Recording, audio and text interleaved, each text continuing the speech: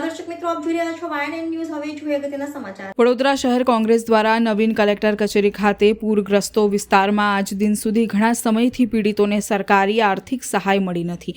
તે બાબતે વડોદરાના કલેક્ટર રજૂઆત કરવામાં આવી હતી અને સાથે જ સયાજીગંજ વિધાનસભામાં પરશુરામ ભઠ્ઠામાં આવેલું નટરાજ ટાઉનશીપ જે વ્યક્તિએ જીવ ગુમાવ્યો છે અને પૂરમાં જેણે પણ પોતાના જીવ ગુમાવ્યા છે, પોતાનાઓના જીવ ગુમાવ્યા છે તેવા દરેક વ્યક્તિને 25 લાખ રૂપિયા મળવા જોઈએ અને જે પૂરગ્રસ્તોને આર્થિક સહાય નથી મળી તેને આર્થિક સહાય મળવી જોઈએ તેવા અનેક મુદ્દાઓને ધ્યાનમાં લઈને આજે નવીન કલેક્ટર કચેરી ખાતે RS પ્રજાપતિ સાહેબને રજૂઆત કરવામાં આવી હતી અને સાથે જ અલ્ટિમેટમ પણ આપવામાં આવ્યું છે કે 3 દિવસમાં રજૂઆતોને ધ્યાનમાં લઈ કામ કરવામાં આવે તો વડોદરા શહેર કોંગ્રેસ દ્વારા ઉગ્રમાં ઉગ્ર અને સાથે જ અલ્ટિમેટમ પણ આપવામાં આવ્યું છે કે 3 દિવસમાં જો આ રજૂઆતોને ધ્યાનમાં લઈને કામ નહીં કરવામાં આવે તો વડોદરા શહેર કોંગ્રેસ દ્વારા ઉગ્રમાં ઉગ્ર વિરોધ પ્રદર્શન કરવામાં આવશે અને તેની જવાબદારી કલેક્ટરની રહેશે તેવું વડોદરા શહેર કોંગ્રેસના પ્રમુખ ઋત્વિક જોશીએ મીડિયા સમક્ષ જણાવ્યું હતું અને સાથે વિપક્ષના નેતા ચંદ્રકાંત ભથ્થુ પણ ઉગ્રમાં ઉગ્ર વિરોધ દર્શાવ્યો હતો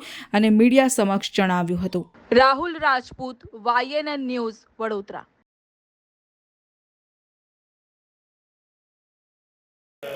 कलेक्टर को रजूआत करने आए थे पूरग्रस्तों को एक અમે તો આખો આ બરોડા શહેરમાં લગભગ એરિયા બાકી છે 30-40% થયું હશે ને એ બી લોકોના ઘરે પૈસા નથી પહોંચ્યા. સવાલ એ છે કે કલેક્ટરશ્રીએ એવું કીધેલું કે 4-5 દિવસમાં થઈ જશે અને સરકારી જગાને કોઈએ દબાણ કર્યું હશે તો મહિનામાં હું તોડી નાખીશ. આજે મહિનાની ઉપર થઈ ગયું છે અને ખાસ કરીને અમે આવ્યા હતા કે માધુરી કરીને દીકરી છે, નટરાજ ટાઉનશીપમાં રહે છે.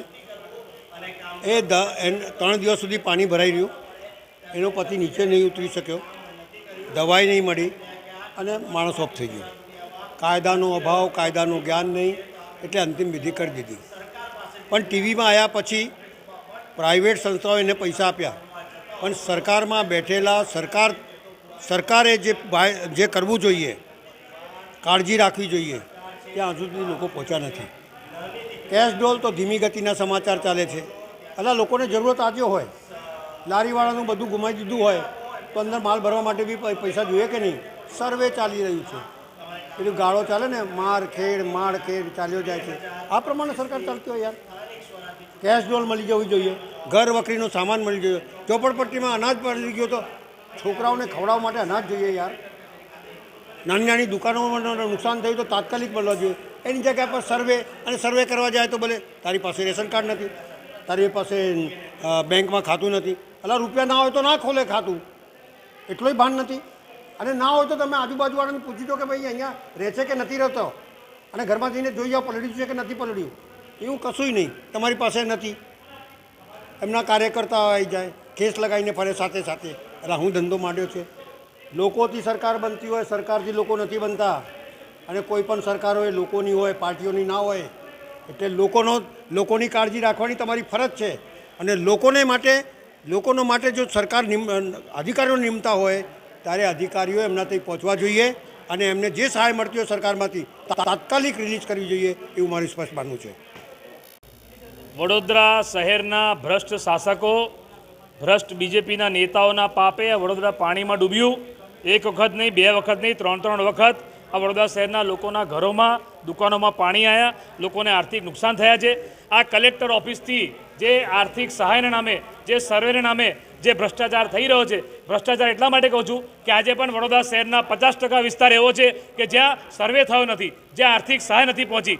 ખોડિયારનગર 4 રસ્તા, Varasiya ring road, Mujmahuda, Akota, Natraj township, Karelibaug, Anandnagar, Vadodara શહેરનો સમા, હરણી, મુજમુડા, દંતેશ્વર, તરસાલી, બધા બહુ વિસ્તાર, 50% વિસ્તાર એવા છે. આ વડોદરાના કલેક્ટર જે ચૂંટણીના મેન સર્વોચ્ચ કે અધિકારી કહેવાય, જ્યારે ઇલેક્શન આવે છે ત્યારે કલેક્ટર તમે વડોદરાના બધા મતદારોના ઘરે વોટર સ્લીપ પહોંચાડો છો, બધાનો ડેટા છે, તો લોકોના ઘરોમાં પાણી ગયા તો પૈસા કેમ નથી પહોંચાડતા? ત્યારે એવું કહે છે કે અમારી પાસે ટીમ નથી. અને આ કલેક્ટરના અંડરમાં જે 4 મામલતદાર આવે એમાં જે ઉત્તર, દક્ષિણ અને પશ્ચિમના જે મામલતદાર છે એ પ્રજાનો નહીં, અમારો ફોન નથી ઉપાડતા, કારણ કે એમની પાસે ટીમ નથી, સ્ટાફ નથી. તો મુખ્યમંત્રી અને આ ગુજરાતના ગૃહમંત્રી, તમે જે મોટી મોટી વાતો કરો છો, ભાષણ આપો છો કે અમે આટલા રૂપિયા મોકલ્યા, તો આ કરોડો રૂપિયા કઈ ગયા? શું એમાં ભ્રષ્ટાચાર થયો છે? લોકોના ખિસ્સામાં ગયા છે આ પૈસા? પ્રજા સુધી તો પૈસા પહોંચ્યા નથી, તો એ પૈસા પહોંચ્યા કઈ? લોકોના ખિસ્સામાં ગયા. અને આ વડોદરાના કલેક્ટર, આ બધા અધિકારીઓને ભ્રષ્ટ શાસકો હોય તો ઢાંકણીમાં પાણી લઈને ડૂબી મારો. જે યુવાન દીકરાએ જીવ ગુમાવ્યો નટરાજ ટાઉનશીપમાં, મનોજ પાટીલ કરીને, અને એમના ઘરનો કમાઉ દીકરો જેને આ પાણીના પૂરમાં જીવ ગુમાવ્યો, એના પરિવારને આજે રજૂઆત કરવા આવવું પડે છે. શરમ આવી જોઈએ આ લોકોને. આર્થિક સહાય અમે કોંગ્રેસ પાર્ટીએ માંગણી કરી હતી, આપ સૌ સાક્ષી છો કે 25 લાખ રૂપિયા જે લોકોએ જીવ ગુમાવ્યો છે એમના ઘરમાં પૈસા આપવા જોઈએ. 1 રૂપિયો નથી પહોંચ્યો અને જોવા નથી ગયા. એટલા જાડી જામડીના છે કે માનો તો પણ ભૂલી ગયા. શરમ નથી આવતી આ લોકોને. પોતે તો એર કન્ડિશન કેબિનો વેડીને સરકારનો પગાર ખાય છે. આ પ્રજા વેરો ભરે છે ત્યારે આ બધાને પગાર મળે છે.